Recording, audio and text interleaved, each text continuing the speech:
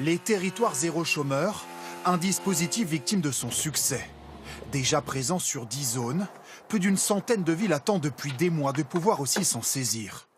C'est le cas du maire de Bouffémont.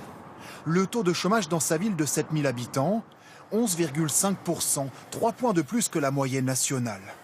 Alors, il se dit prêt à devenir un territoire zéro chômeur à son tour et en parle déjà fièrement à ses administrés.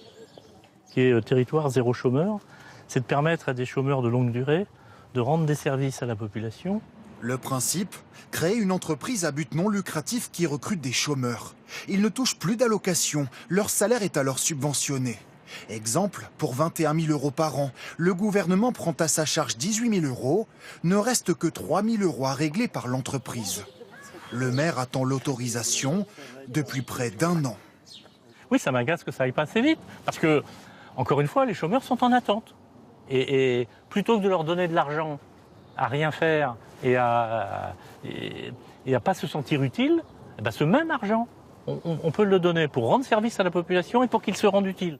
S'il s'impatiente, c'est parce que le dispositif affiche de bons résultats 2 ans après son lancement.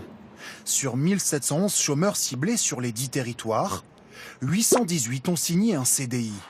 Exemple à Thiers dans le Puy-de-Dôme, l'une des premières zones zéro chômeur.